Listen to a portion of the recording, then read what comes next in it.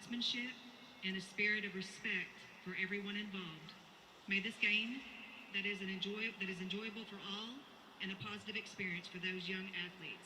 In Jesus' name, amen. Please remain standing and join us as we honor America with the playing of our national anthem.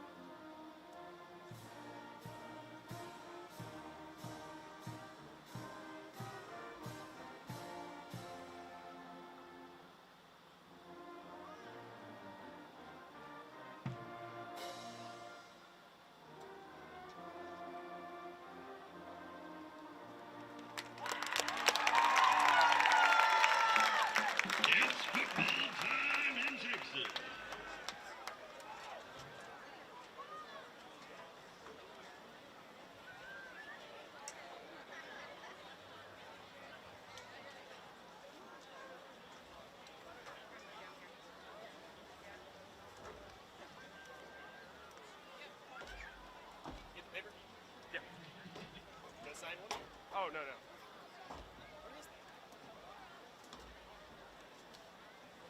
see him in there?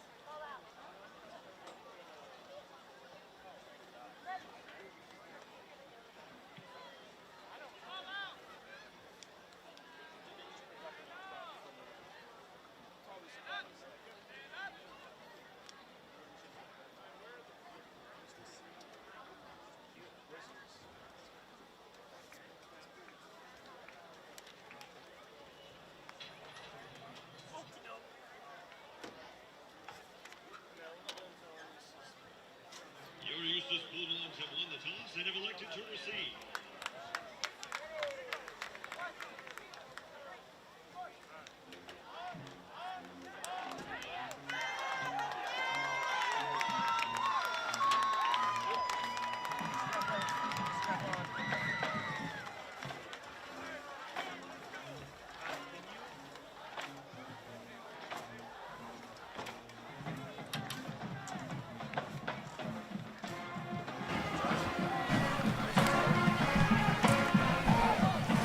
Hello and welcome to the CBS19's stream game of the week. We are in Eustace, Texas.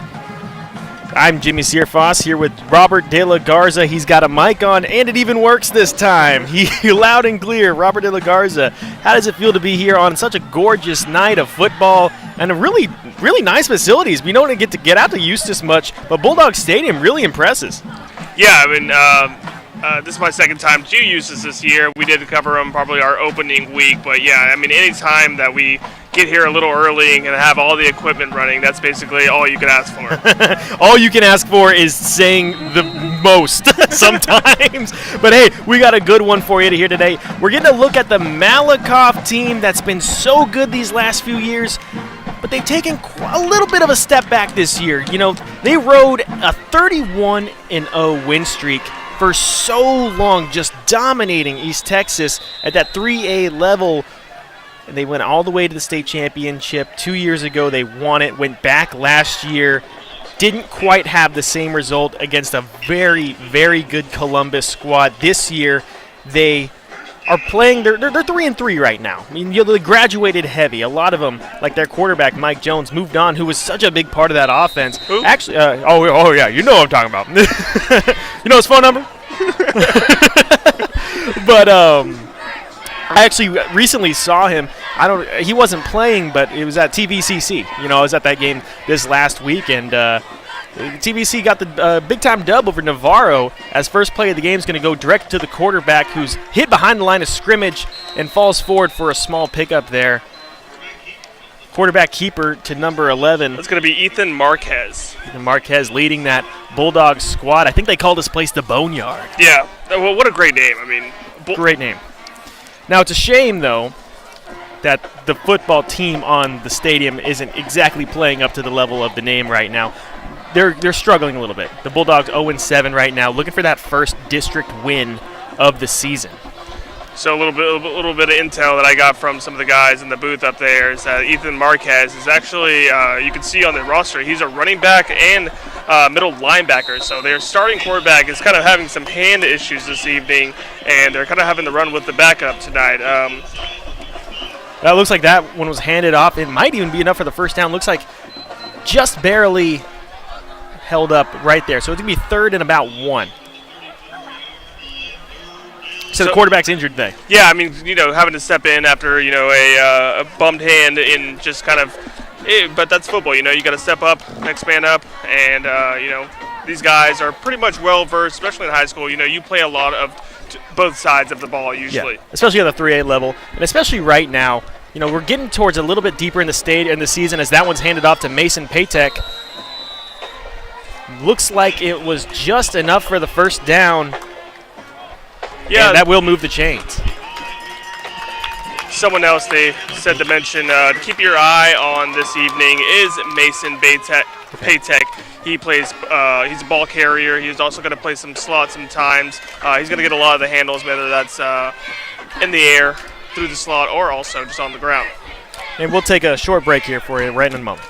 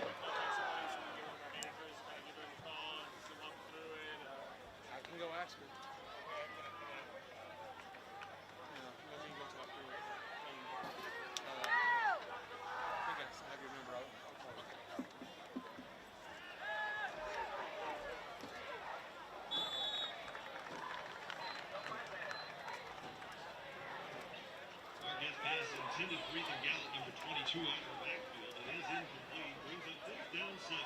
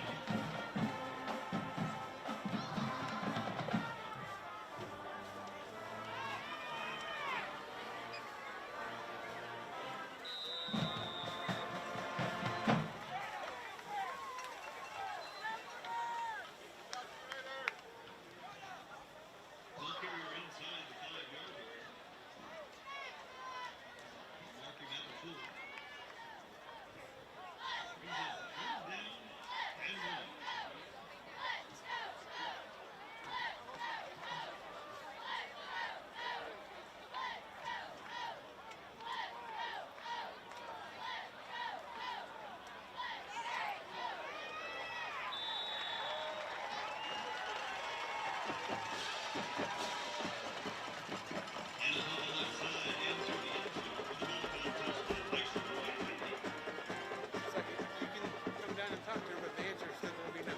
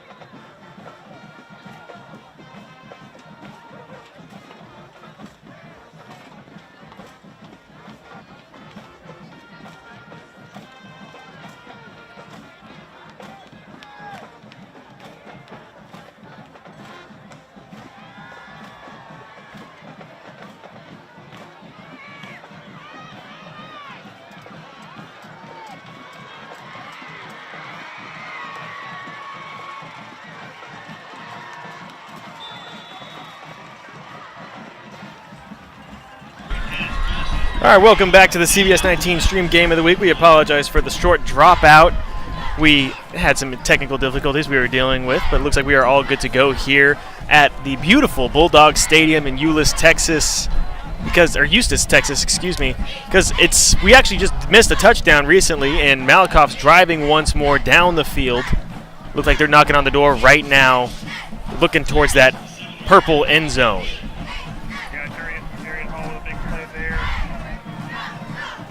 Jarian Hall with a big play there. Oh, it looks like that one up and over into the end zone. Goes over a man for 6. I'll tell you what, the yellow numbers are a little bit difficult to read from up here. Regardless, the numbers on the scoreboard read 13-0 now over Eustace. Kind of a nightmare start if you're Eustace right now, but great start if you're Malakoff. And as we were talking about before the break, I mean, this is a well-achieved Malakoff team over the past few years. Last year just losing one game, but the slow start to start the 2025-2026 season already with 3 losses, 1-1 in district. They started it off with a loss in district. They dropped 1 to Commerce, picked it back up against Mineola. Both of those games, high-scoring affairs. First one to Commerce, they lost that one 50-31, and Mineola, they won it 51-19. So they're looking to get back on track here, put together a little winning streak, because they haven't done that all year. They haven't been able to string together 2 winning games in a row. They opened it up with a win over West Rusk, then lost to Lorena, lost to Madisonville. 2 solid teams there, but then just no streaks. And typically we see this team, they're known for that streak, that long unbeaten streak, the longest in Texas, period. Not just East Texas, but Texas, period. And the Tigers look like they're putting themselves in a good position early to get back on one.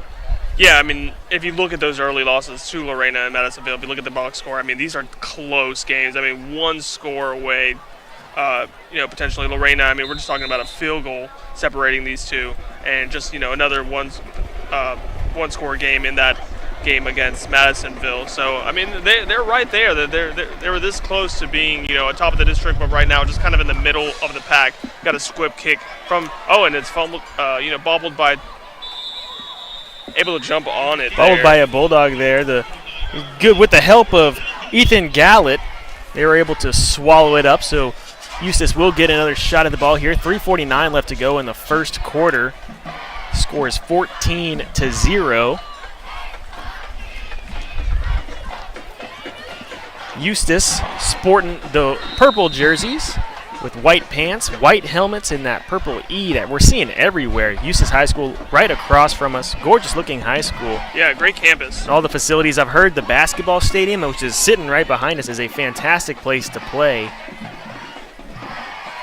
Eustace looking to get some momentum going on offense. 2 backs with the quarterback under center. Rolls out. Decides to keep it. Looks downfield. Nearly intercepted, just a little bit behind his man.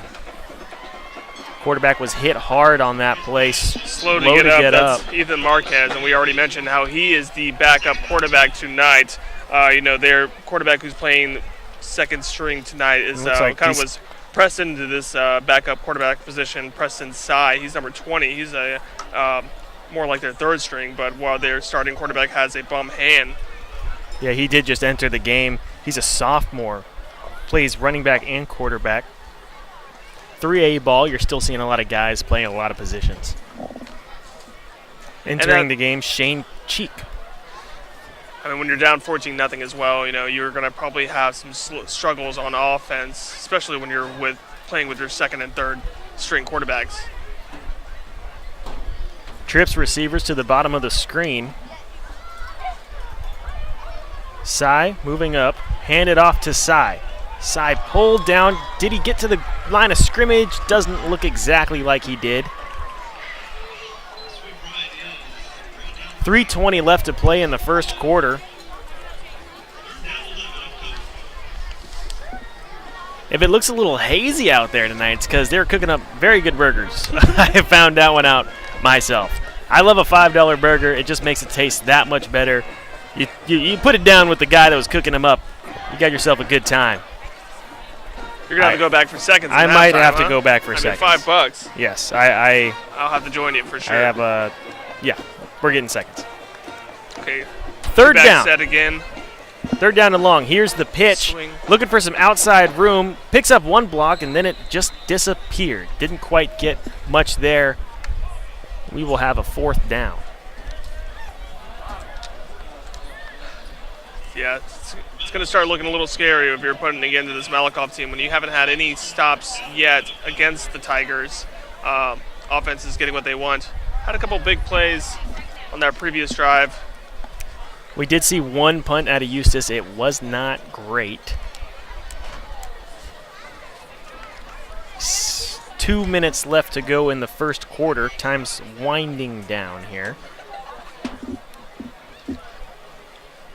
This punt is much better. Gets way beyond the logo, or just beyond the logo.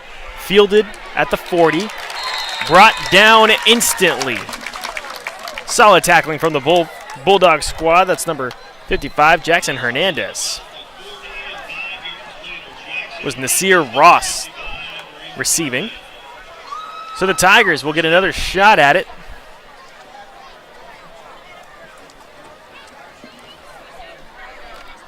It's a very pleasant night here at Bulldog Stadium. I did get a nice little weather check from our weatherman. He said it's going to be mostly cloudy, warm, and humid. Temperatures falling into mid to upper 70s. I didn't bring a jacket tonight. Mid to upper 70s. I don't think that qualifies for one. Not quite yet, but this morning, if you're going to these early morning practices. Oh, you found that one out the hard way today, huh? Yeah, I mean, stepping out the door before that sun comes up, I mean, it felt a little chilly out there, Us Texans, we're not really used to getting ready with shorts and a t-shirt on and stepping out to 60 degrees temperatures. Well, that's y'all. I can handle that. That's not that bad. As that pass is incomplete, we will have a second down and 10. Bulldogs. Looks like nearly hit behind the line of scrimmage, but that'll turn into positive yardage. So it picks up about half of it. We'll see third down.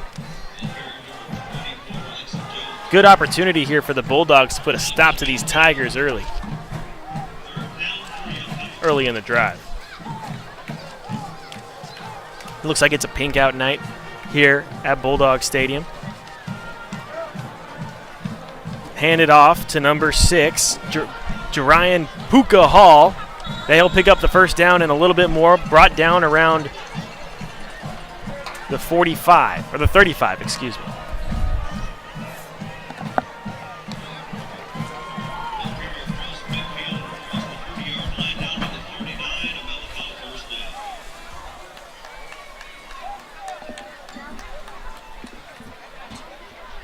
Time winding down in the quarter. 2 receivers to the bottom of the screen. First down and 10. Quarterback claps, snaps, hands it off. Digging upfield for a few yards. Probably pick up around 3 or 4 there. Tigers mostly just eating up this clock. I mean, the first quarter felt like it went by in a breeze. Yeah, that you score fast. You start running the ball, that clock just goes and goes and goes. Next thing you know, where is it all gone? Malakoff, after this, they got Rains at home, Mount Vernon on the road, then Winsboro at home. That will be an interesting one there. Both these teams expected to hang around the top of the district. And when you don't expect to win a district championship, the next best thing you can get is seeding. So you still definitely want to not only make the playoffs, but get a great seeding and win these district games. Because a lot of times, Malakoff will probably make the playoffs, just given the way the schedule pans out and how they've done throughout this season so far. So they're looking to get the best case scenario, because that Winsboro team looks pretty good. They've slipped up a few times, but they do look really good. Camden Capehart, one of their main weapons there. He's the fastest kid in 3A. Literally won the state championship in track last year. That kid is a quick one. He's going to Mississippi State. Yeah, I mean, Malakoff only trailing Winsboro, kind of in the middle of the pack for this district right here, District 3A1, but also Mount Vernon in first place. So, I mean, it my favor next week against Reigns, but I mean those games following that, there's going to be some tough different district matchups for this Tiger team. 3A is a tough place to be. 3A is a tough place to be, especially in East Texas. No easy paths anywhere. And you know what, Robert? A few weeks ago, we were in Union Hill, 6-man ball. It's about as small as you can get. Last week, 2A. Now we're 3A. We're slowly building here, Robert. We're slowly building up and moving up in the world. I don't think we're going to get much bigger than this, right? for a little bit. We've plateaued. We've plateaued just for now. We will get to 4A eventually. We will get to 4A eventually. It'll be in a few weeks. But for now, we're enjoying ourselves here in Eustace, Texas. So the Tigers pick it up from the 25. Right under the shadow of the E. Quarterback is hit behind the line of scrimmage. He can't get it off. Huge sack there for the Bulldogs. That's number 12, Colton Lawson. Huge stop, huge play there for the Bulldogs to push them back a little bit. A team that was really driving forward.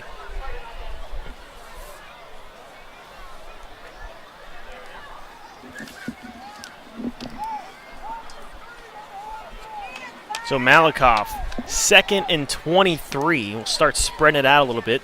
2-by-2 set. Receivers at the top and bottom of your screen. It'll be handed off. Huge gap in the middle. He's bumped into number 30. A little accidental tackle there for the Bulldogs. Jerian Hall with the carry. Pretty good blocking on third down to pick up a second down to pick up a little bit of that loss that you were able to gain. Just kind of bounced off of the defender there. Yeah, a little lesson in physics there, Another shotgun formation. Jerian Hall goes by Puka. Trips right.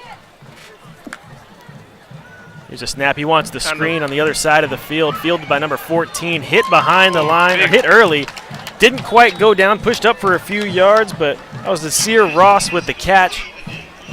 He's been on return duty. Played a little bit of gotten the ball a little bit tonight. You're kind of in no man's land here when it comes to a kicker, especially in high school football. So, I mean, it's going to be a 4th and long. Kind of have to go for it. Yeah, they've had a few times tonight where they've been able to rattle off long stretches of running plays. Seems like every time they try to pass the ball, something goes wrong. Wouldn't be surprised if they just let Puka go crazy here. So trips receivers to the bottom of the screen. 4th down and 13. They pull the handoff. He wants to throw it. He's got a man, number 11. Is it enough for the first down? A lot of purple shirts around him to bring him down. Looks like they're marking him just shy. I don't know if that was enough. Yeah, turnover for Eustace. That will be a turnover, so the Bulldogs get their first break of the night. Stop the Tigers for the first time tonight. We got some momentum swinging in the purple direction. So it'll be 1st down and 10. The Bulldogs got it on their own 16-yard line. They haven't been able to move the ball upwards a lot so far.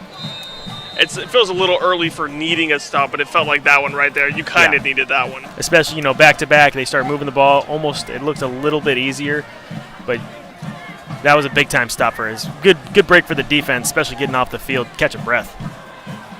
1st down, quarterback keeper. Shakes off the first bunch, moves upfield for a small pickup there, maybe about 2 or 3 yards. It's going to be Angel Jackson, the sophomore, with the snap and run.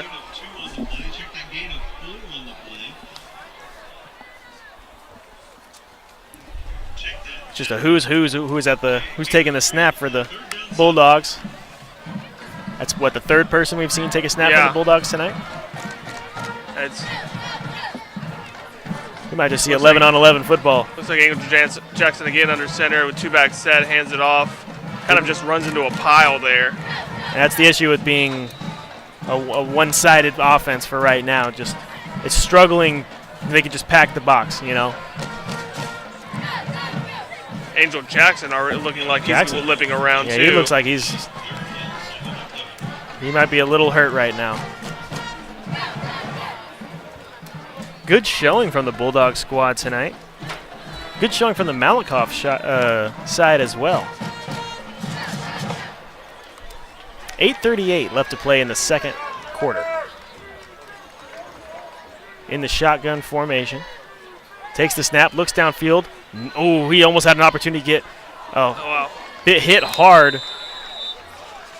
He had some time to throw there, stood in the pocket and had a receiver, but just kind of throwing in tight coverage there. I mean, that could have been anyone's ball there on the sideline. Receiver wanted a flag. Didn't quite get it, so unable to capitalize on the turnover. The punt squad comes out. They're on their own 19. They'll be punting from around the 5-yard line.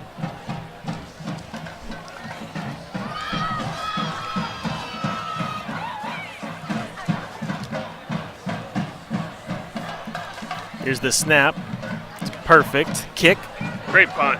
Great punt. Has everyone going backwards. Great bounce. Big time Bulldog bounces. That'll be fielded around the 25. Huge pickup from the Malakoff returner. Wow, okay. And he's just running free right now. He's got space. He's got a ton of space. He's got a clear path to the end zone. Purple shirts wearing out. And he's going to take it all the way in. Look at Puka go. Took that one from about the 15-yard line all the way back. He spent nearly as much time running backwards for that punt as much as he did running forwards. And that's another touchdown for Malakoff. I mean, just when it looks like that punt's just perfect, makes a great bounce. Puka's able to get to that. I mean, he had one big explosive play before that second touchdown that they got to get him in the end zone. And then here you are. I mean, put your playmakers out there to return kicks. They're going to do some good. Hall, one of the shining stars of this team. He's a senior, 5'8", 175. He's been on this team for a while. He's seen the greatness that was these Malakoff Tigers for a minute there. As the extra point is good. And I think that's fair to call them great. 31 wins in a row. That's a great 2-year run for any team. Yeah, I'd like to see anyone match that. I mean, that sounds like record book streak right there. We've seen some teams have similar seasons there. Wascom on the border between Texas and Louisiana is iconic for having those 3 seasons where they just turned it up on everybody. And you drive by it, they'll flex it. You know, they had at one point just, I think, 1 loss in 3 years. Pretty good stretch of years there. Carthage also one of those dominating East Texas teams. So 8 minutes flat left to play in this first half. Sounds like it was someone celebrating a birthday here tonight.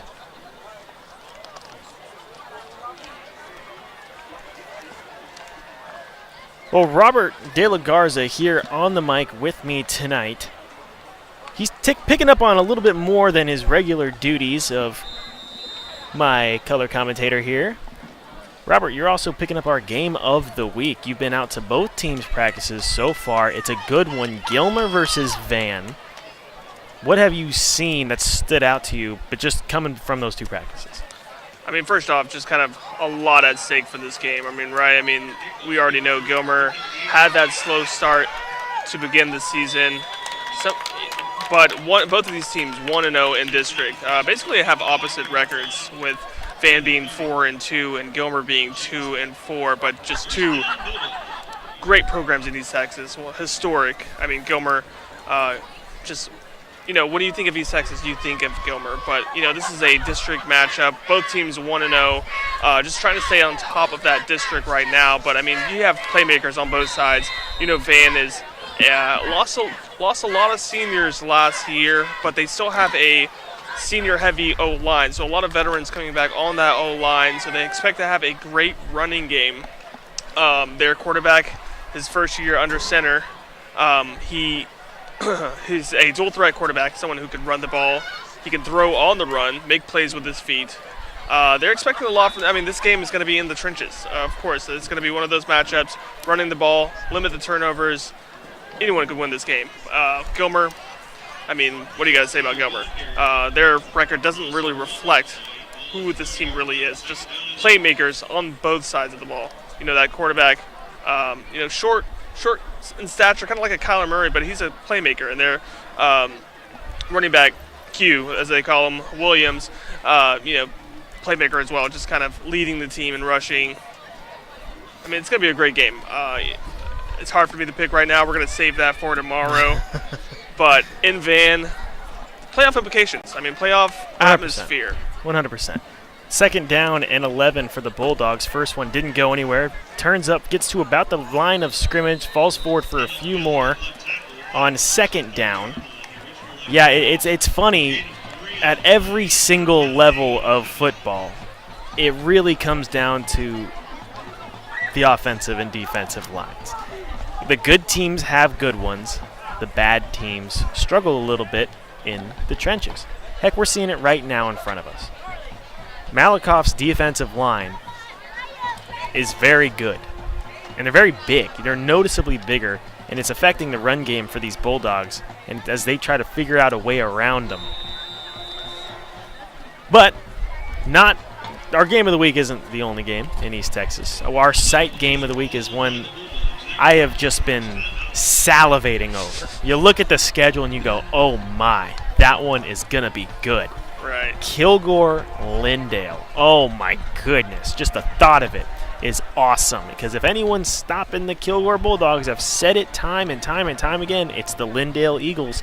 And Lindale's going to have home field advantage, so much so that we're going to be there. That's our site game of the week.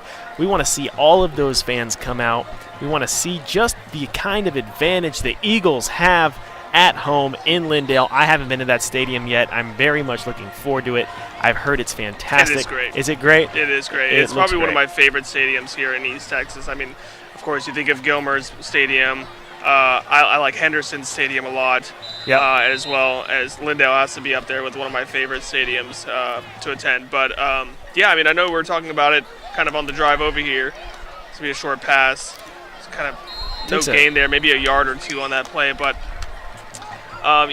you've told me time and time again, don't bet against I don't bet Kilgore. against it. Yeah, if you're there's some rules to East Texas football, and one of them is, for me right now, don't bet against Kilgore. Don't pick against Kilgore. Don't pick against Carthage. Don't pick against Longview. I know Longview's had maybe some bumps in the road this year, but they're still a very good program, very young program, I might add. As we're seeing the punt squad come on here tonight, this is about as far as we've seen the Bulldogs move up in a drive. It'll be 4th and 6. Low snap for the punter, still able to get it off. Another decent punt. Fielded it around the 30. Returner makes one move, looks to get around a few, runs into a purple shirt, and is brought down around the 45-yard line on the side of the Malakoff Tigers. So they'll get another shot tonight. It's 21-0 currently right now.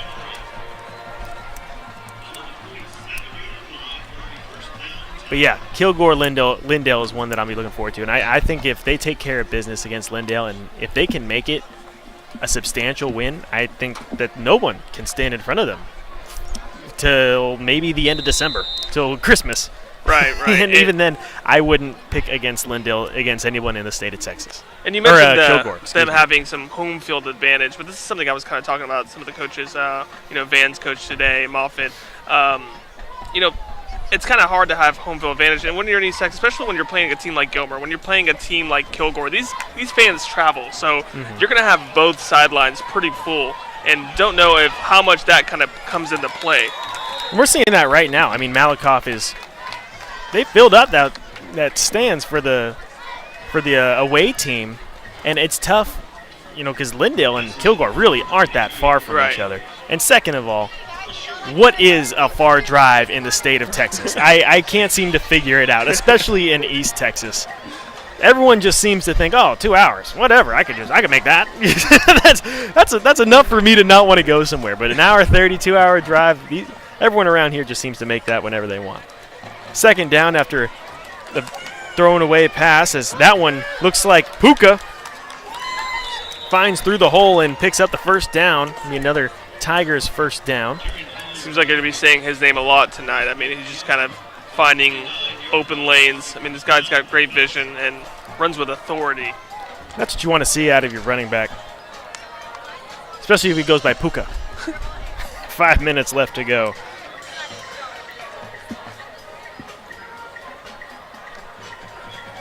One wide receiver to the bottom of your screen.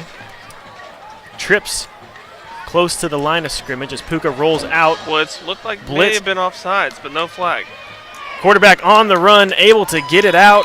Throws it on the dirt. I will say the pressure from the Bulldogs has been impressive tonight. They've had that quarterback on the run quite a few times, even got to bring him down more than a few times.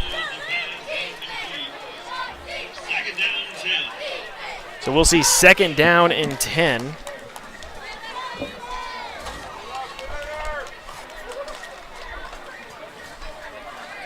Man, we are in week 8. We are in week 8. Where has it gone? It's just like, as you mentioned, the kind of the weather. You can feel it changing. You can sense that playoff atmosphere coming. We're in district play, right in the chunk of district play. And, you know, it's starting to get cooler outside. It feels like those playoffs are coming. And, you know, we're just weeks away. And we can start kind of looking towards, you know, who's going where, what can that bracket start looking like. That's the exciting part of all this, you know, kind of figure out, you know, where's it all going. We get our own little bracketology here. Just some of the other games across East Texas this Friday, Longview and Tyler Legacy. They're going to be playing each other for the 66th time. That's older than both of us, Robert. Even you. Second and 15. Other ones going around is Pine Tree at Henderson. That's a big one in the bottom part of that playoff look for the District of Doom. So we get the snap here. Looks for the screen. He hits his man. Brought down beyond the first down marker. That's Nasir Ross with the catch. Elsewhere, Tatum and Gladewater. That was a great game last year. Gladewater lost. They were leading the whole game. Tatum comes back in basically the final play of the game and wins it. Quarterback just tucked it and ran himself. Troop and New Diana. This is going to be a good one. Troop looking absolutely legit, and not just legit to go far into the playoffs, legit to maybe even make their way to Jerry World. That team looks fantastic. They are humming right now. White House at Nacogdoches. Two teams kind of on opposite spectrums. Normally they're both towards the bottom half of their district, but Nacogdoches is playing fantastic right now as we're seeing a possible hold, to be honest with you, before that one taken into the end zone for the touchdown. Number 10 for Malakoff. Big time run there. Takes it from around the 30-yard line. Yeah, that looked like a kind of a reverse there. Yeah, just kind a little of reverse. Yeah. Jet sweep. They started with the play action, then kind of pitched it off to the receiver coming around and made his way to, I mean, he had an open lane, just kind of undisciplined defense there by Eustace, and kind of walk in for a touchdown there for number 10. You know, one thing we haven't seen so far is really any flags. Yeah. I haven't seen many flags. Compared to last week, we're okay with that. I think we saw about 40 at this point last week as the extra point is up and good. 3:53 left to play in this half. I think there might have been a few able to be called there on that play, but regardless, the score still stands 28-0. Let them play, you know, that's let what them I play, always say. yeah. I mean, it's okay if there's a few here and there, but you just don't want to be a essential part of the game. Exactly. I know we joked about last week that some of those refs are almost probably threw their shoulder out for how many flags they were throwing. Oh, you know, one game I'm looking forward to this week. TK Gorman and Tyler All Saints. That's one that we're looking forward to. King of the Loop Trophy. That's a big-time rivalry. You want to talk about schools where they travel. Those ones are right up the street from one another. You know, quite literally. You know, both of them relatively close to CBS19. I passed by Gorman on my way to work. So that one is featuring our former player of the week, Emerson Hadnot. Shout out to Emerson. Emerson's great. Emerson got to come up and hang out with us at CBS19 for a little bit over the summer. So we got to know him a little bit more, and he got to kind of see what we do, see if he wanted to maybe pursue this career. I think he enjoyed it. I hope he enjoyed it. Well, you know, when you have great teachers as, you know, our Yeah, sports you know, department, they're the how best could you in not East enjoy Texas. your time? I would call us, the sports department at CBS 19, the best in East Texas, but I might be a little bit biased there. Kick is on the turf, fielded around the 23, or the 17, excuse me. So the Bulldogs will be stuck in familiar territory here, around the 30-yard line. So they'll pick it up. 1st and 10.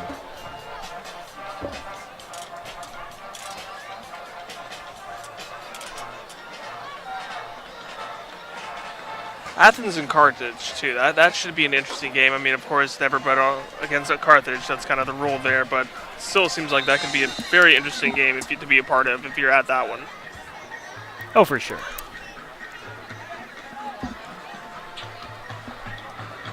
Bulldogs coming onto the field. Down 28. Just a little under 4 minutes to play here in the first half. Shotgun formation. Gets the snap. Looks like he's going to take it himself. Marquez picking up a few yards there. Stopping just beyond the line of scrimmage. And I mean just beyond the line of scrimmage. So it'll be 2nd down and 9.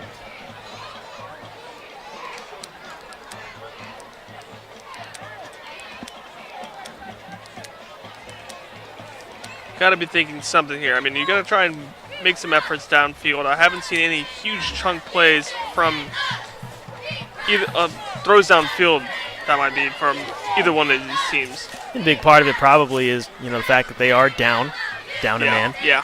This one's taken under center, pitched out, turns upfield a little bit before he getting snagged up. It's going to be Ethan Gallant with the carry.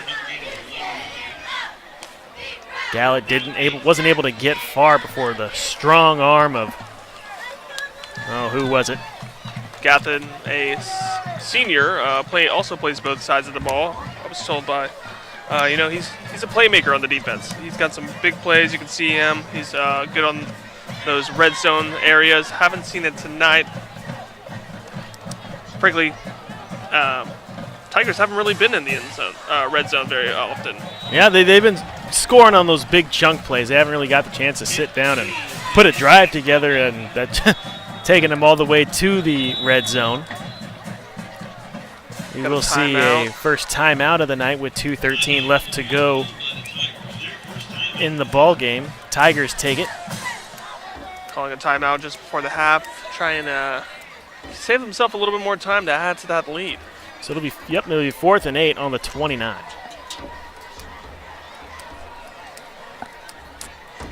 Now, if you're punting this ball, I would recommend going towards the sidelines after these past 2 punts. Yeah, they've been strong punts. Strong punts, It's just, the return squad's got to wrap them up a little bit more and maybe limit it. Band's getting set on the side.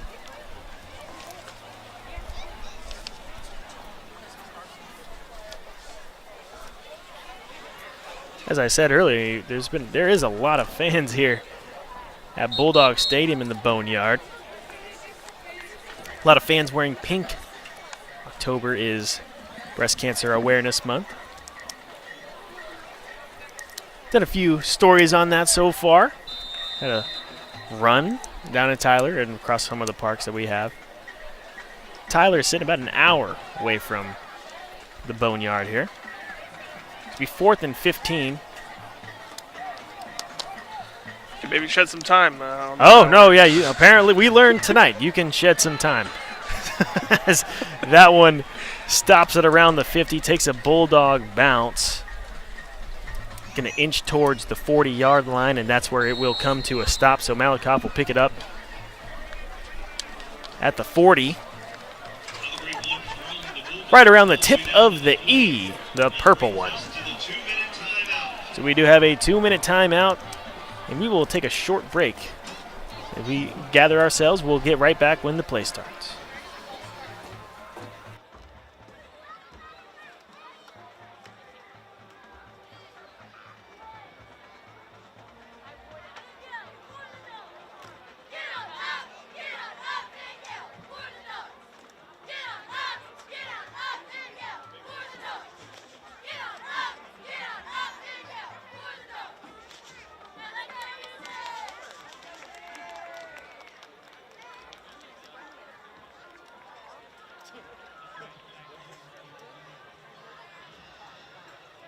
ladies and gentlemen, there are 71 shopping days left before Christmas.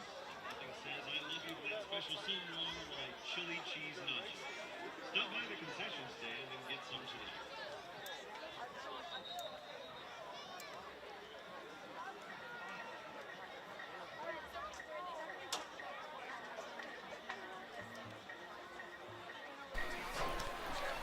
All right, welcome back to the final 2 minutes of the first half here on CBS19's Stream Game of the Week. We've got the Malakoff Tigers leading the Bulldogs of Eustace early on as the passing play finally gets off downfield. A lot of purple jerseys able to knock that one down out of Nasir Ross's hands. That looked like Ethan Gallett back there. So the first real deep passing play that we've seen these Tigers able to get off tonight. These long developing plays have been stopped pretty regularly here by the Bulldog defense. Has been managed to get beyond this Malakoff line of scrimmage. Or Malakoff offensive line, excuse me. So 1:52 remaining in the first half. Out of the gun. Blitz showed early, able to get the screen off behind the line of scrimmage. Takes Affle's shot out of a cannon. He's going to turn upfield for the first down and more. Looks like a 20-yard gain there. I mean, which is good on first down. You know, take your shot downfield, protect the ball, of course. That could have been a toss-up in the air there. But second down, you're running the 2-minute drill right now. Have timeouts to work with. Oh, each team does have 2 timeouts left to go. So it'll be first down and 10 on the 40-yard line, the Bulldogs' 40-yard line. Here's the handoff to number 24. He's just not even going to get touched till he gets beyond the line of scrimmage. Not a lot of urgency from the Tigers right now. It seems like they're cruising their way right now. I mean, well, they're up 4 scores, you know. Well, taking that timeout before a half, you know, you got to think that they're thinking end zone in mind, but not a lot of urgency to try and get in there. Just see what they can work with. 1:05 left to play in the first half. 2 receivers to the top and bottom of the screens. Here's the pass taken just beyond the first down marker. That will be enough for it. The Chains will advance.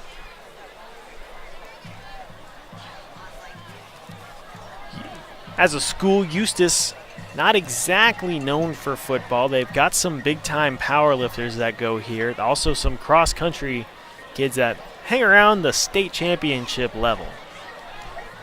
Malakoff is known for football. They're also known for baseball. I remember going a bit deep last year in the playoffs. A lot of the players actually on this football team are also big-time baseball players. Actually, I'd say that their primary teams are primary sport is baseball. So that one's to Ross. He's wrapped up quickly, pushed out of bounds. The ref's going to keep that clock running as we get second down.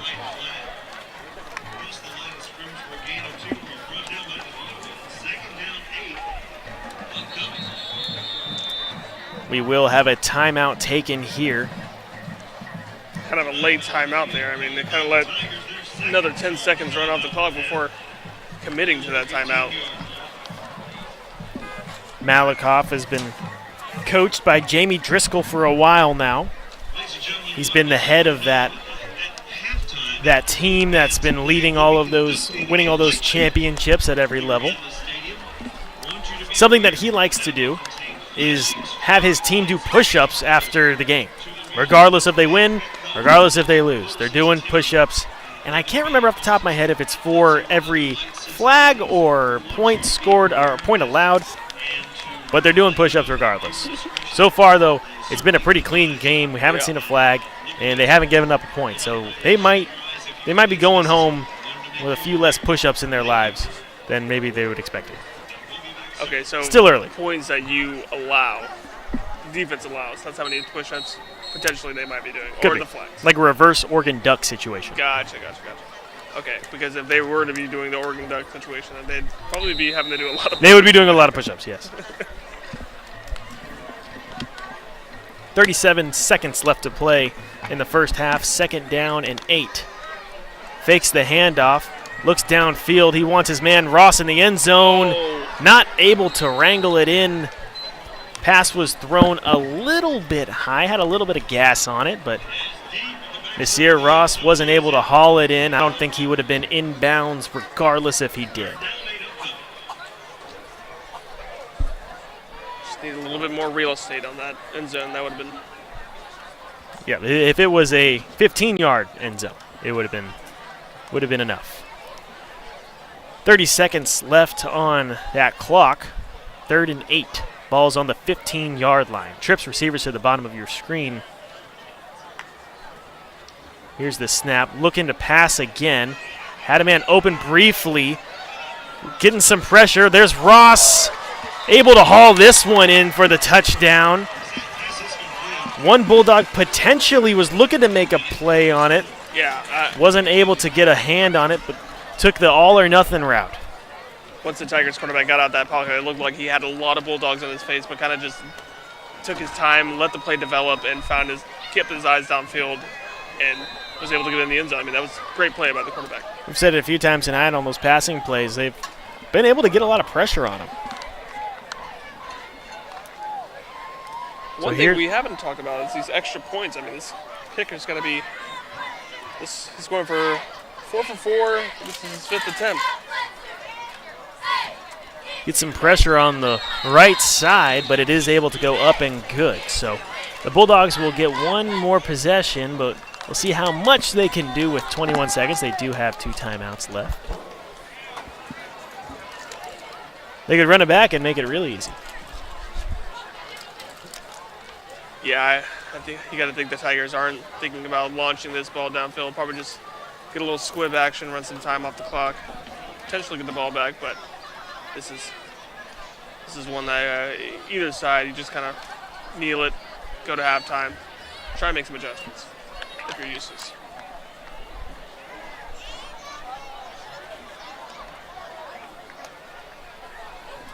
Other games going on tonight. Way down in deep East Texas, Timpson's taking on Shelbyville. It's a battle of 2 ends of that district. Timpson hanging around the top, Shelbyville hanging around the bottom. Shelbyville's looking to pick up that first win in district play. That would have been 2A ball. That would have been 2A ball. We almost went there for our site game tonight. You got to wonder what that score is right now. Yeah, we'll have to give a look at that one. Take a check. We'll give it out, Dave, later in the game. This one kicked downfield. Haven't seen a ton of that out of the Tigers tonight. Fielded around the 10-yard line. Here's a Bulldog skipping around the pile. Falls at around the 23-yard line. That's Ethan Gallant again. Gallett's been all over the field tonight. When you're down players, you got to rely on the big ones. You see the man who started at quarterback tonight still on the athletic trainer's table right now. Looks like they're talking to him, asking him how he's feeling. Ethan Marquez. Marquez is a senior. And as we mentioned already, he was playing backup for the original starter who's having some hand issues this week. A bum hand is what they told me. What's the medical diagnosis for that? As they kneel this one away, so the clock will start winding and we will start heading into halftime. Malakoff up big early, 35-0. The clock will hit 0 as well. So we'll head into halftime. We'll take a short little break here, maybe get a cheeseburger. Like I said, they're very good. We'll see y'all when play picks back up.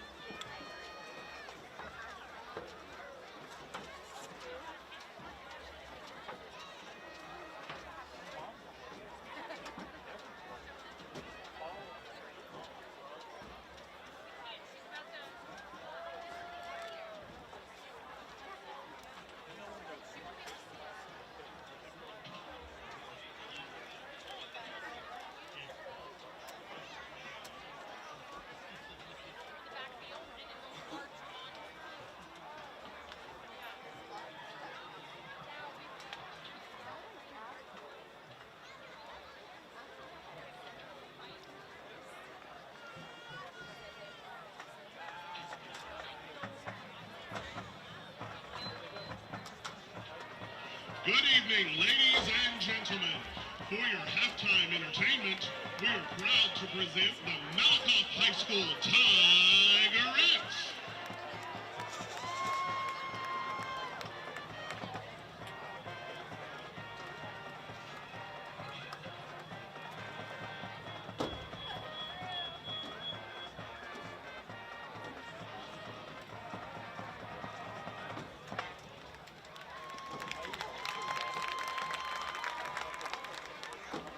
The Tigerettes are proudly led on the field by Senior First Lieutenant Cora Wyatt and Senior Second Lieutenant Alasia Wyatt. Line members of the week are Angel Ray and Kennedy Page. The Tigerettes are under the direction of Miss Vanita Dawson. Tonight, they will be performing their routine to Uptown Funk.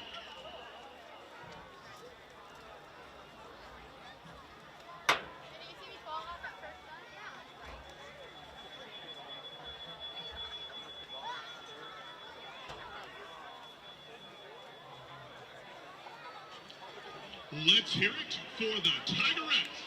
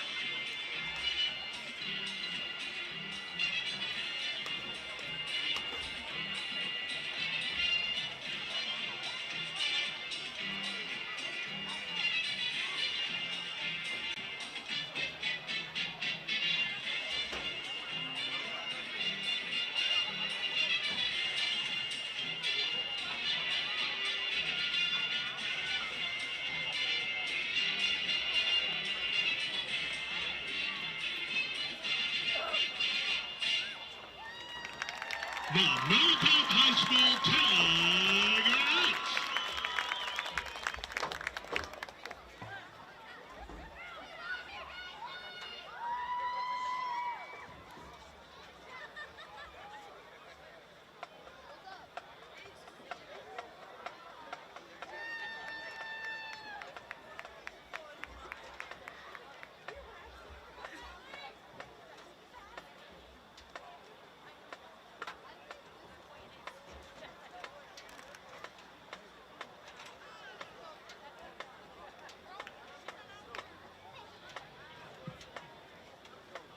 Ladies and gentlemen, put your hands together for the pride of Malakoff, the Malakoff Marching Band.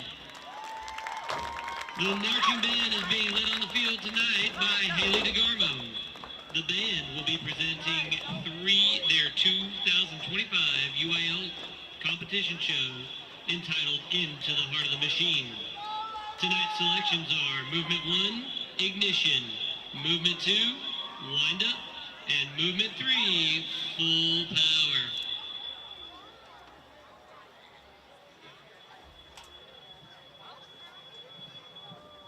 Drum Major Haley DeGarmo, you may now begin your performance.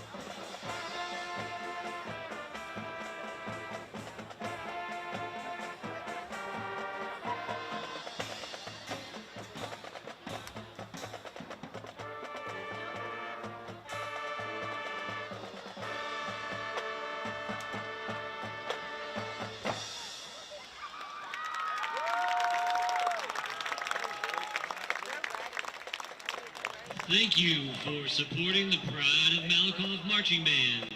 The Pride of Malakoff are directed by Tristan Zamora and Aaron Martin, including staff member Jeremy Milligan over percussion and Shanice Hall over color guard.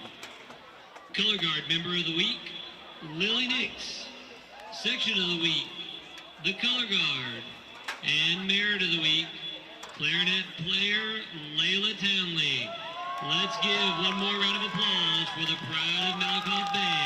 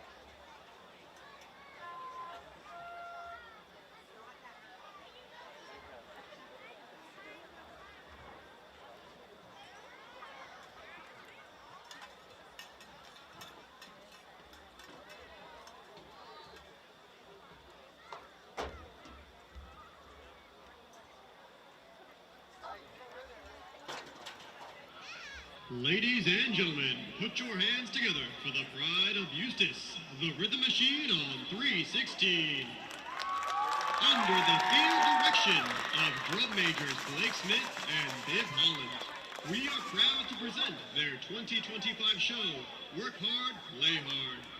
This production will take you from the grind times to the good times, with music by Peter Gint, Dolly Parton, Jacob Lawson, and the Black Eyed Peas.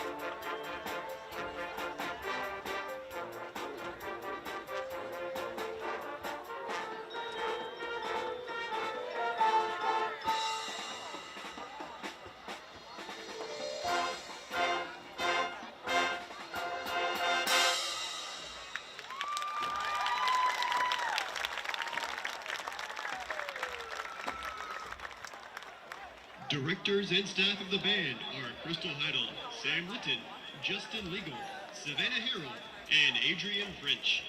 Marcher of the week is Terry Atkinson. Section of the week is the Mellophones.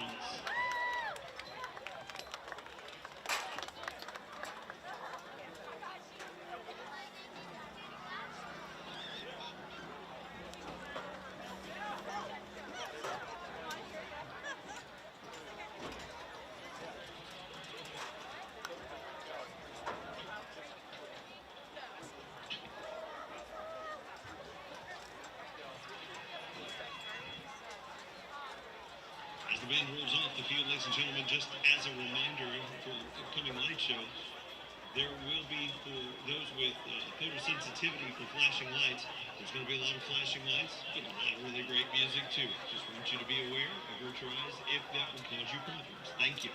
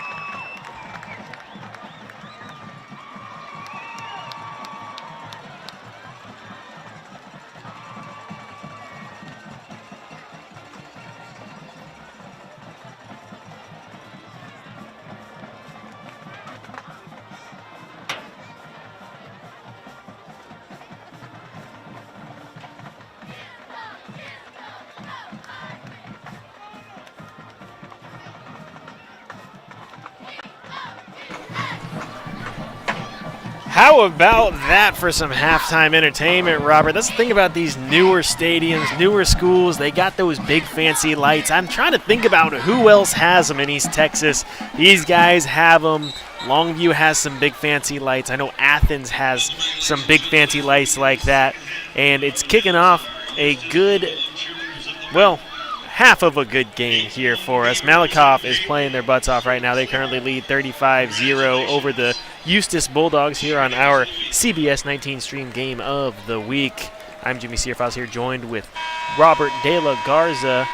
Robert, you took a little trip out during halftime, didn't you? Where'd you go? Yeah, I went strolling around. I had to get me one of those $5 burgers you were talking about. All the fixins on there. It just tastes better. It just tastes better when it's $5. I mean, you weren't lying. I mean, I wasn't expecting the most, but hey, I'll give it a solid rating for sure. Oh, line drive kick there, fielded immediately. Snagged. Yeah, looks like one that was intended to be a little more on the ground. So Malakoff will get good field position here against the Bulldogs. Now we had a prediction for this game come through on one of our comments here on Facebook. If you're watching, feel free to leave a comment. We'll read it. You know, why not? It's 35-0. We'll read comments. One of them predicted that Bulldogs going to come back and win this one, 80-78. Now, I would love that. That would be a fun one. Yeah. Right now, they're going to have to find out some things on offense. Malakoff, they're going to need to come up with a stop here. Malakoff's getting the ball here right around that big old purple E around the 50-yard line. I mean, we're not much of math gurus, but I mean, yeah, I don't 80 know what would points happen in the next 24 minutes. It's going to be a lot. You know, Tall task. How many sevens go into that? I'm not sure. But that one, immediately off the bat, a first down for the Tigers. As Kenyon Marsh connects with his man outside, just beyond the line of, or the first down marker.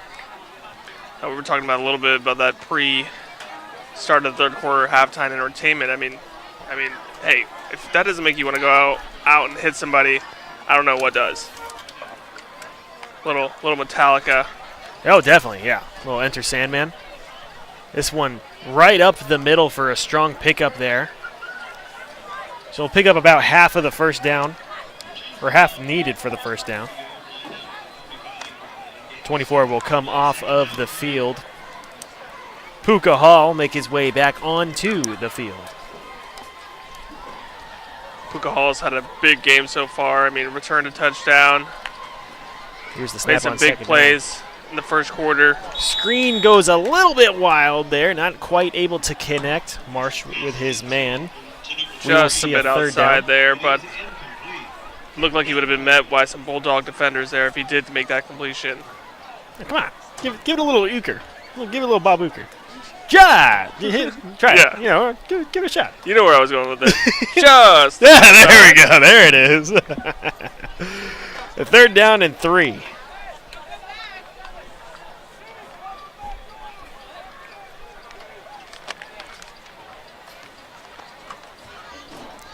There goes Puka with the carry, moving the outside. Has an open lane, making some men miss, dragging one. And some sloppy tackling there leads directly to the touchdown for Mr. Hall. He's going to go ahead and get some extra yardage. It hits the C. Who's that? Ronaldo? That's Ronaldo's celebration, right? Yeah. Yeah. So didn't take long for the Tigers to get back onto the scoreboard here. 10:50 left to go, so just under 2 minutes taken off the clock, and already we have a score for the Malakoff Tigers.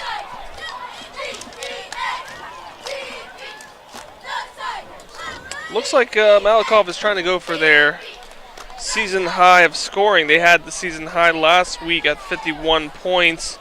Week before, 31 points, but well on track. We're not really on pace, guys, but I mean 51, just 10 points shy of that right now. Looks like they're going to break that record if I was a betting man.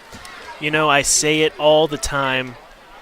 The reason why I'm in this industry is because I can't do math that good. So I talk and I read and I make videos. So 42-0 here. Big time lead for the former state runner-ups. Last year's state runner-ups.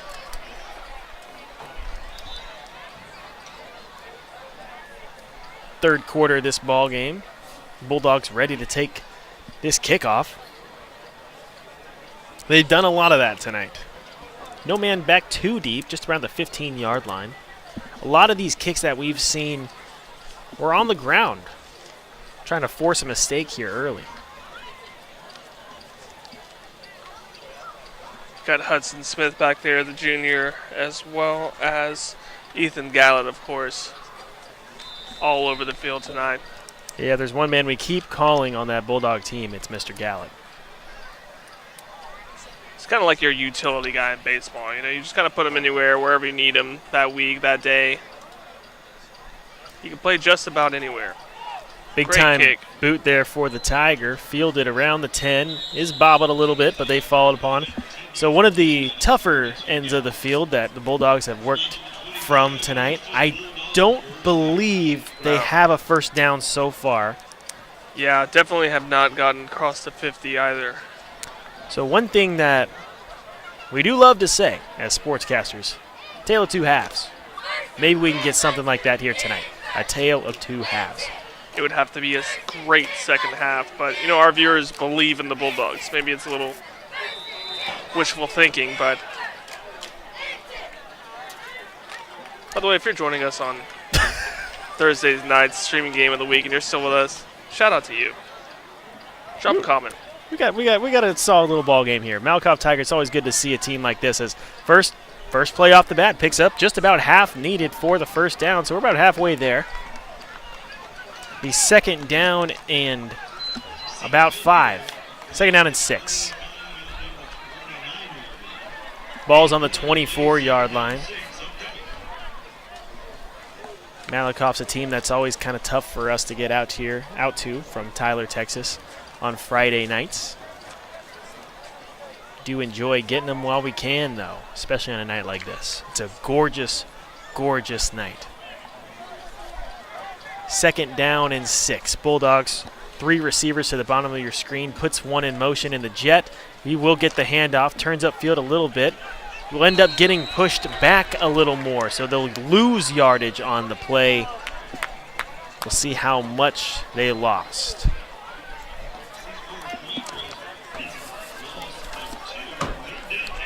It was Preston Sy with the carry. Looks like the sophomore Angel Jackson back in at quarterback, and looks like Ethan Marquez's night's probably done. He's been on that bench. Yep.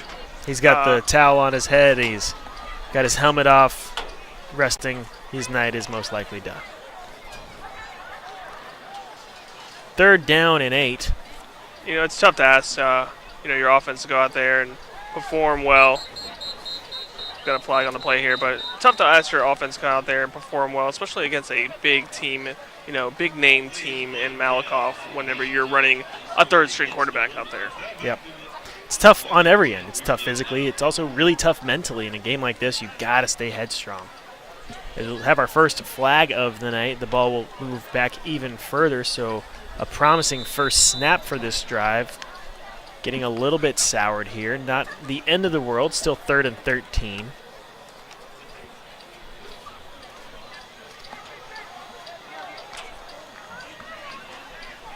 So 3 receivers to the bottom of the screen. Will be a quarterback keeper. Shifts through a few tackles before getting wrapped up right around the original line of scrimmage before being brought down. So that'll take us to 4th down here. 8:48 left to play in the 3rd.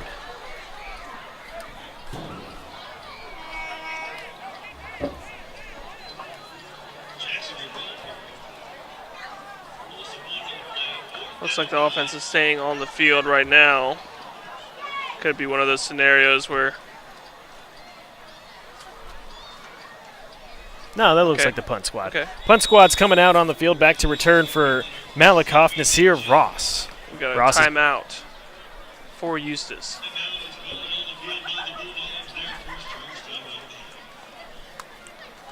Maybe we want to think this one through again.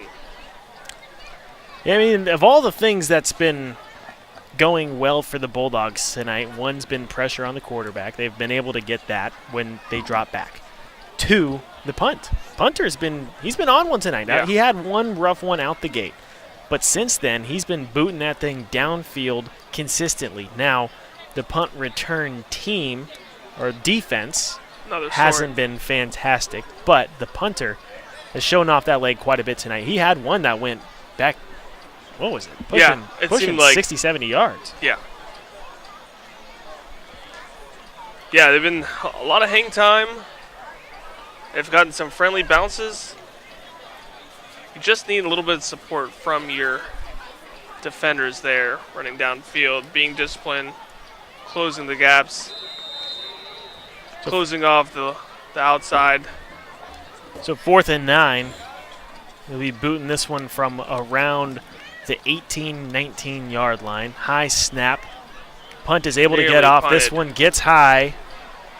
See if we can get some Bulldog bounces out of this one. Will be fielded around the 50-yard line before it comes to rest. Purple jerseys all around it. We will flip possessions here.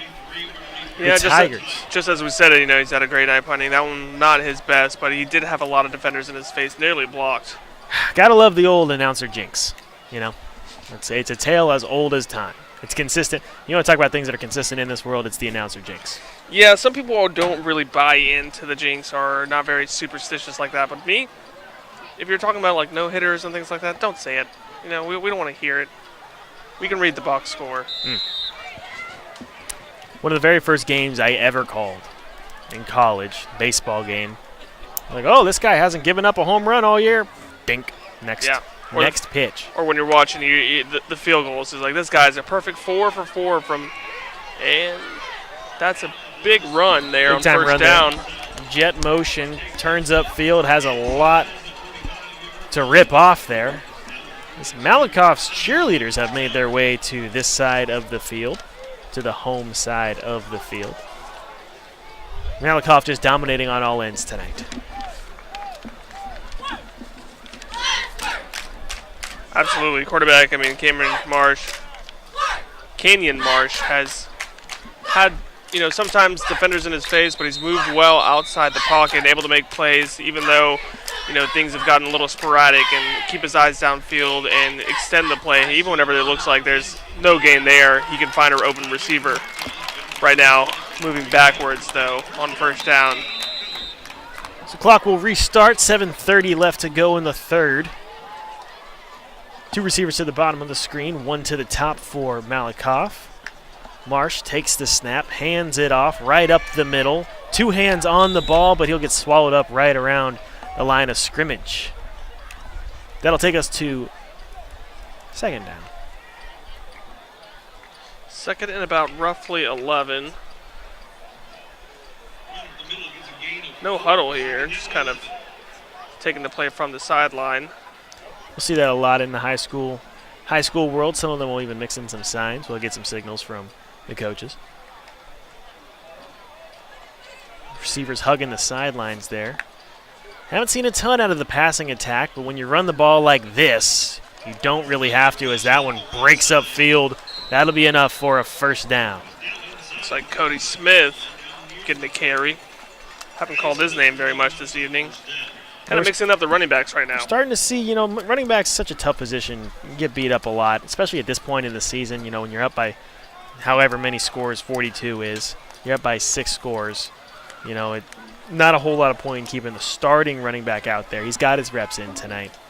Yeah. We've seen a lot of Puka, and they're going to need him at the end of November and going into December. These Malakoff teams don't like getting wrapped up early. As the snap gets fumbled, it's a little high. This one will be sacked into the backfield. So big step back for the Tigers here on a mistake. Ball was just snapped a little bit high. One of the few mistakes you've seen from Malakoff this evening, but a smart play by the quarterback to just kind of jump on it, get on the ground, secure the ball, and not just live to fight another down. 5:30 left to go. The clock is still running here. Seems like no marker is really too much for this team of Malakoff, though, right now. One man in motion, high snap, pitched off to the man in motion, hit behind the line of scrimmage, 2 tackles miss, and he's got a lot of room ahead of him. He's able to turn this one upfield, And a play that looked like it was going nowhere goes all the way. Another 6 for the Malakoff Tigers. Yeah, that was Tyler Graham in the backfield. Looked like he was going to make a big stop there, but just couldn't wrap up the running back for Malakoff, and that's what you call turning something into nothing. I mean, that play looked like it was going to get jammed up deep in the backfield. Found open space on the right side. Play was moving left, went the opposite direction, and there was no defenders there to stop him. Yeah, I think I've done that in Madden a few times. Oh, yeah. Yeah, it looks like something you do in a video game. Extra point is up and good for the 7th time tonight. Perfect 7 for 7 on kicks. 49-0. Malakoff's really jumping out to the lead. Of all the predictions that we've seen, the 78 part of it might end up coming true a little. That one has more likely, from what I would say. It still feels kind of tough, We're getting close to the fourth quarter. Even then, 78 points is a lot. Malakoff leading here and working their way towards the top of their division. It's a tough one. 2 possessions in the second half for Malakoff, 2 scores. Malakoff does operate out of 3A Division I, so that would be the bigger side of 3A. They're in that division with guys like Winsboro, Mount Vernon, and Commerce. Commerce having themselves a good season so far. They're 4-1. Winsboro 6-1. They are 3-4 with Malakoff. So Malakoff looking to gain that second district win that everyone else has.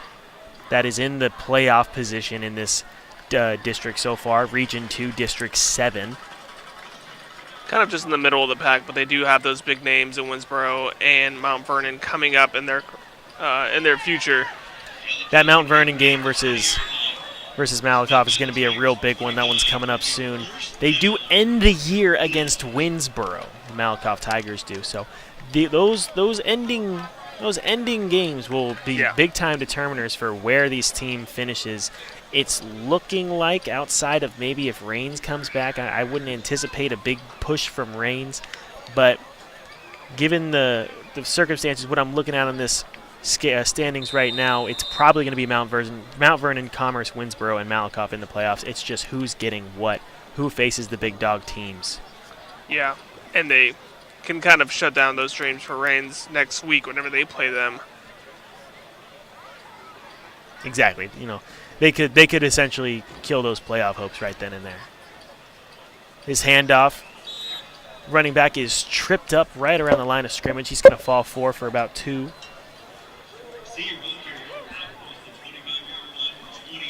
Still second down now, about 7 for the Bulldogs.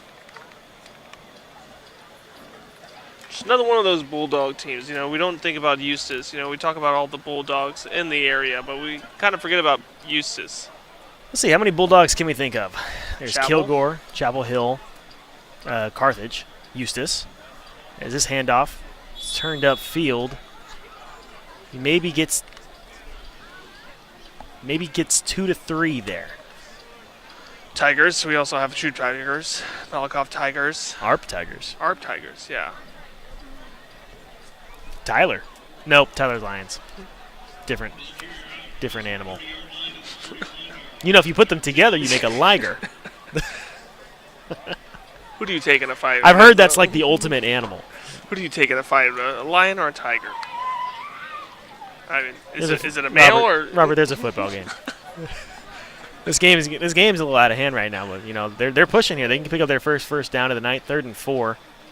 Quarterback keeper goes straight into the pile. Didn't get to move a lot up front. Not sure if they gave him a lot of yardage. He's going to be 4th down and 3. You know what? This might be a go-for-it situation. Absolutely.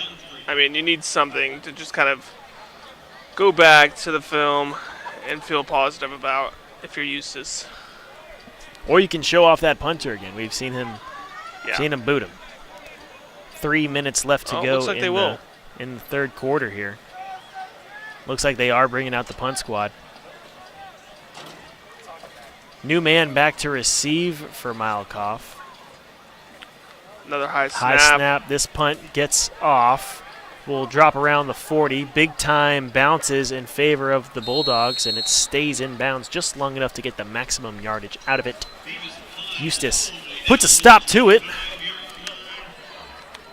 Be Shane Cheek, excuse me, putting a halt to that one. Cheek is a senior.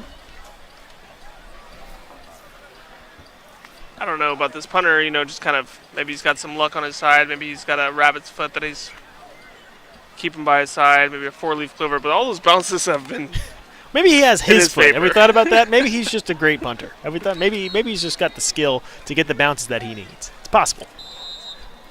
You never know with the football. It can bounce either way. Oh, I know. We've thrown that football in the office a few times. You never know where that thing's bouncing. 1st and 10 for the Malakoff Tigers.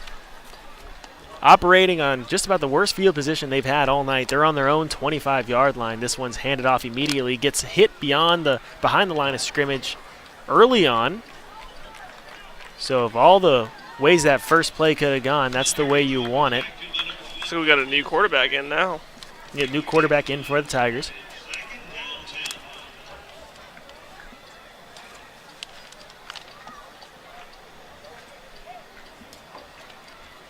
Clock is still running. 2:12 left to play in the third.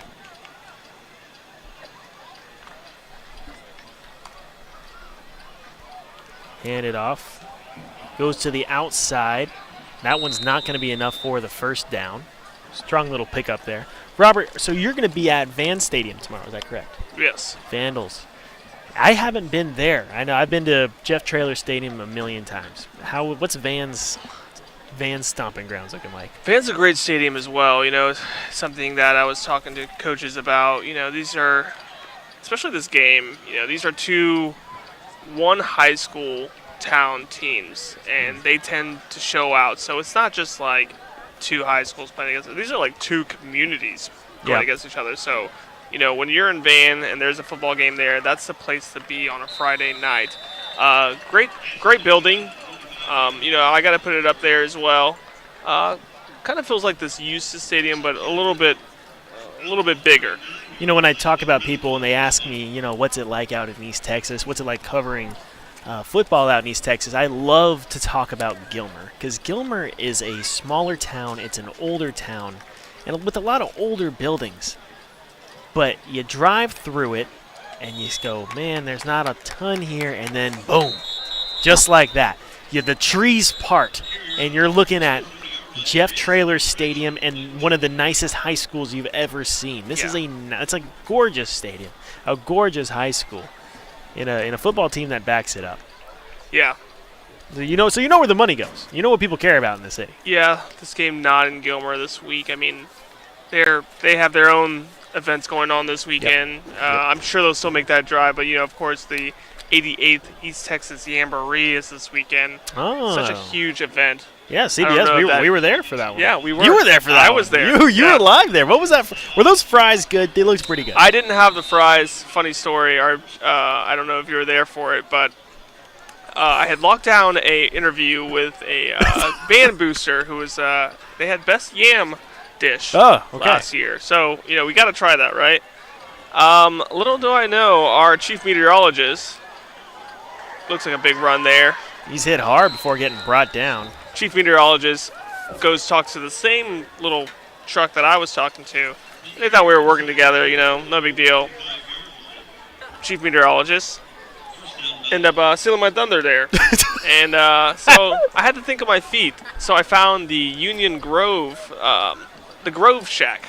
And they have two-time best of Jamboree. Oh, okay. And it was a spiral apple. spiral apple? Is that Yeah. just like an apple that's been Nothing- shredded?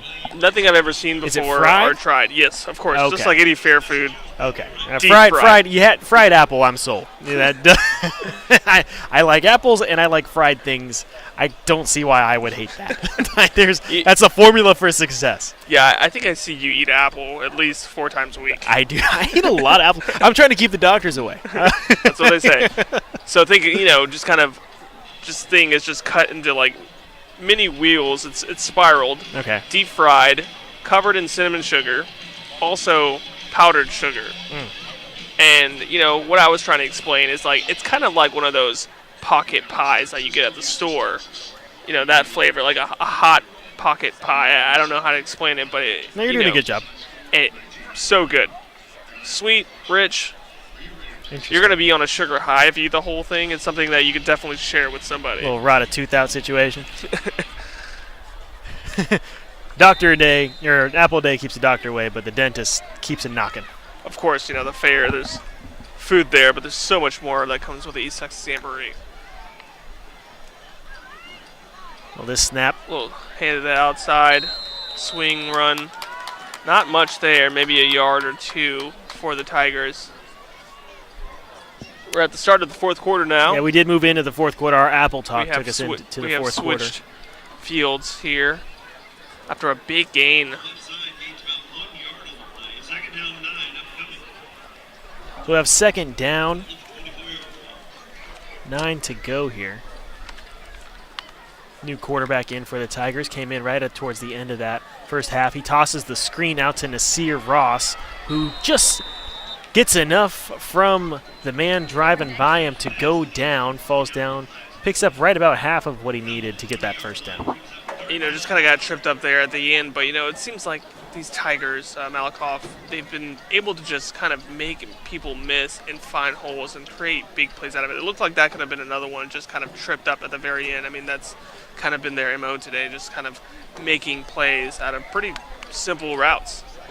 Yeah, that's what good blocking does for you. When you block like that and you block how these guys have, things just open up for you, and the simple stuff rips off a ton of yardage there. There's the fake handoff, Yeah. and the quarterback keeps it himself. Good read there.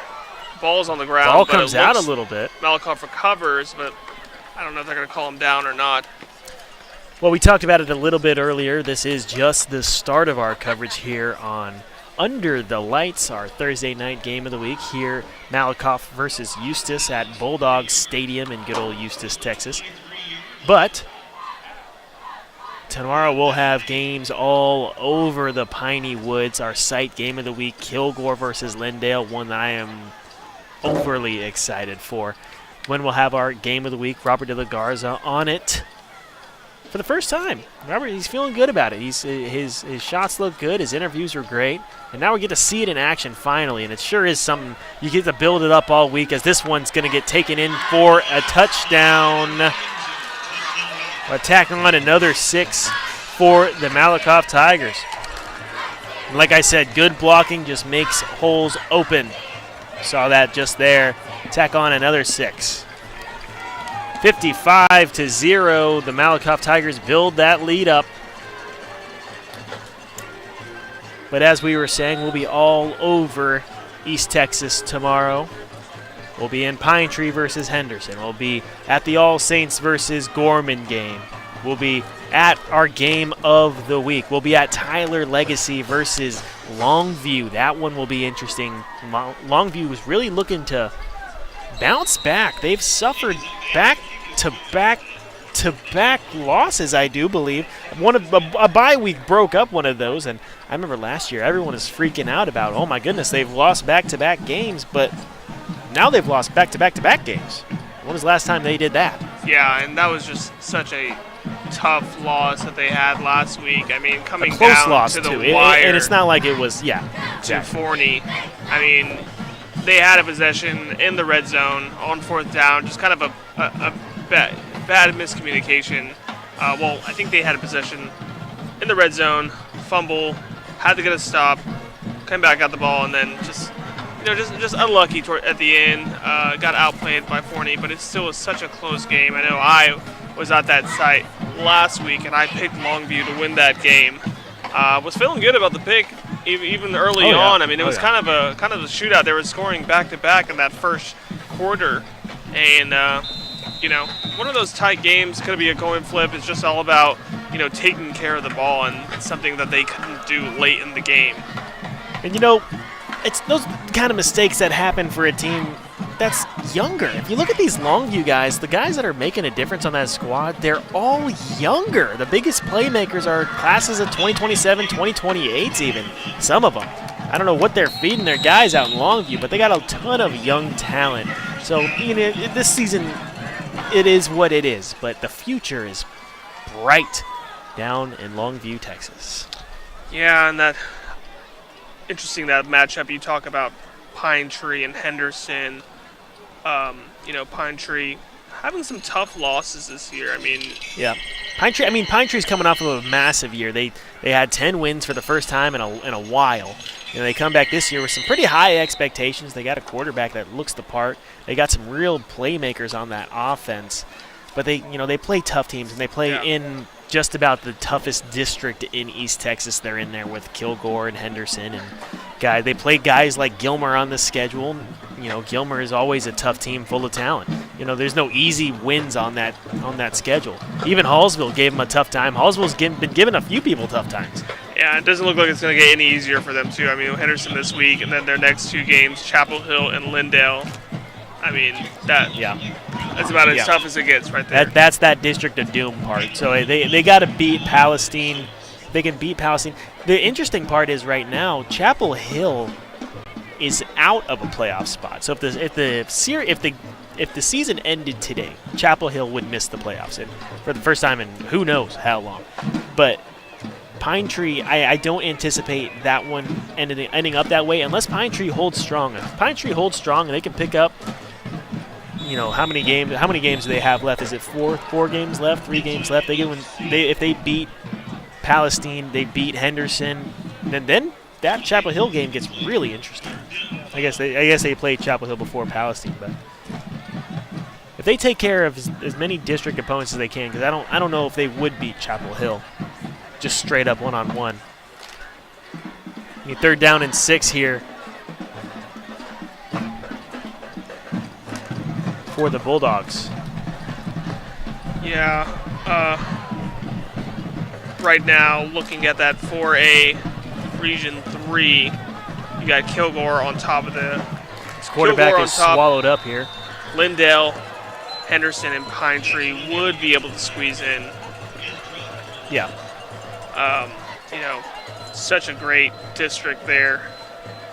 Everyone talks about Kilgore, everyone talks about Lindale. I just love Henderson, though. I like watching that team play. 2-1 in district this year, losing to Kilgore. Ricky Meeks puts a good squad together. He did that down in center. He did it at Alto. It's not a surprise that he's doing it at Henderson because, it's not like Henderson was rebuilding a whole squad. They had a pretty decent squad there last year. As this one goes straight up, and you know what? Our announcer Jinx is not aging. It's actually aging poorly. It's aging really bad. Still got a good bounce on it. He got a good bounce. He did a good bounce. It went about as high as a good punt goes. It just didn't go as far as a good punt goes, but it got the bounces that it maybe needed. So they'll field this one around the 50. 6:05 left to go in this ball game.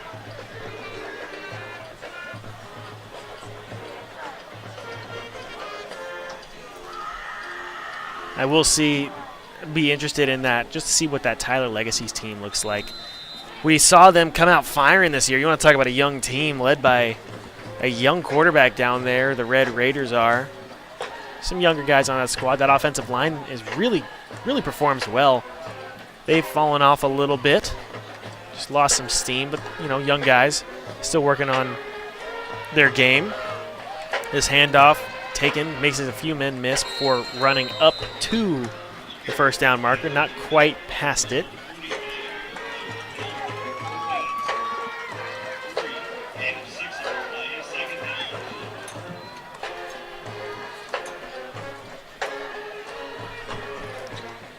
We're hitting the 5-minute mark of the fourth quarter.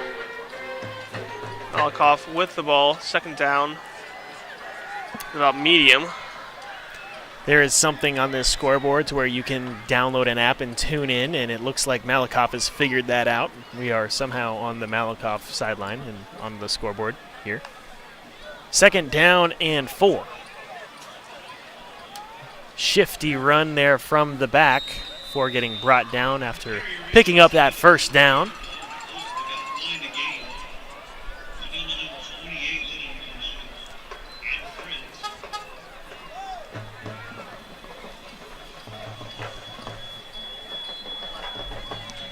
You got to feel pretty good tonight if you're Malakoff. I mean, yeah, no, this is one that they expected to take care of business in. You know, just given the nature of how the season has gone for both of them. Could be a good get-right game for Malakoff.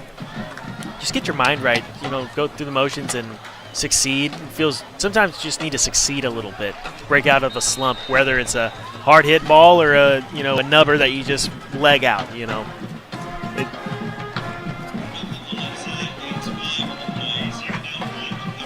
But they'll be looking to get back on track to finish that tough end of the year.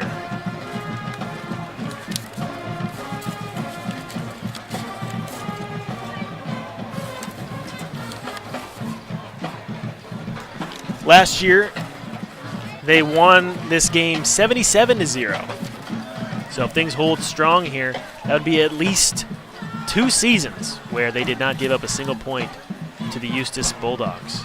The jet motion is brought to a halt on what will be a 1st down. So now they're starting to matriculate down the field, Robert. There's that red zone offense that we're starting to look at. We're inching there. We're not quite there yet, but we will get there eventually. Just kind of running that clock out. 3 They're minutes already left to looking go. ahead. And why wouldn't you?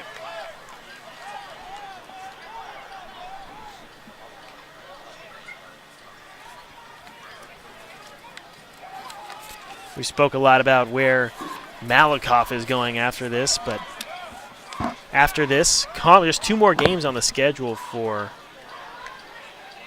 the Bulldogs, Commerce and Mineola. Dang, end of the season coming up. That's not good. It's sad. That's bad. It's That's sad, sad. that is sad. I don't even like to think about that. It's been a fun year. Yeah. Got to start covering the Stars a little bit more. Hey, they just beat the Colorado Avalanche. That's a good team. They're 3-0. They're undefeated. I'll take your word for it. Robert, hockey hater. Hockey hater Robert De La Garza. Know that. No, East Texas, I hope you know that. Robert De La Garza does not like hockey. Not that I don't like it. It's just not my favorite sport in the world. Well, the Bulldogs here, looking at the schedule, they're going to have another tough one next week at Commerce. That will be a tough one. But Mineola hangs around a little bit more towards the bottom of the district. That could be a good opportunity to pick up their 1st win. 2 minutes left to go in this ballgame.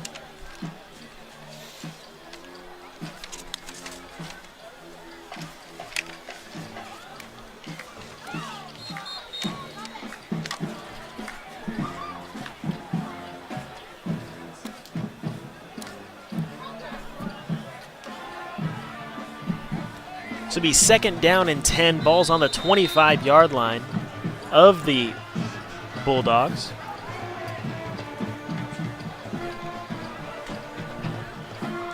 Shotgun formation for the Tigers. Hand it off.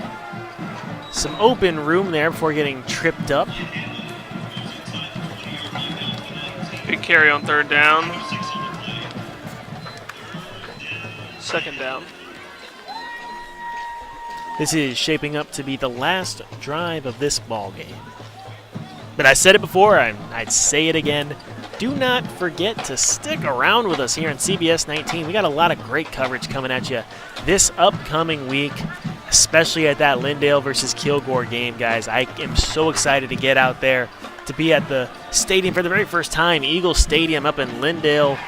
That team headed by Coach Cochran, former Texas Longhorn. Got a few Texas Longhorns on that team, on that coaching staff. It's going to be a really good game.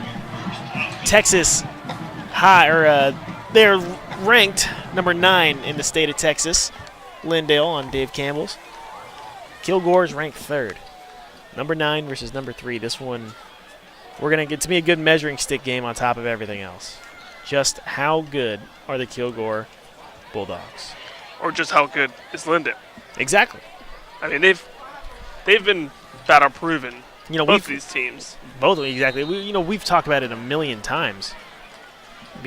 But there is definitely a path for victory here for Lindale. This is not an unwinnable game, as this one's knelt out here, and Malakoff will take this one 55-6. We can go ahead and put the F onto this one.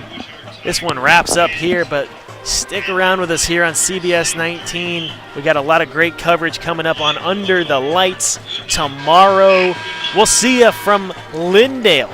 Robert will see you from from Van, as they take on Gilmer in our game of the week, but we will be everywhere, and we hope to see you there. I'm Jimmy Searfoss, joined by Robert De La Garza. Thank you guys for tuning in to our CBS 19 stream game of the week. We'll see y'all next week, where we see Big Sandy take on Wascom. That'll be a fun one. See you then.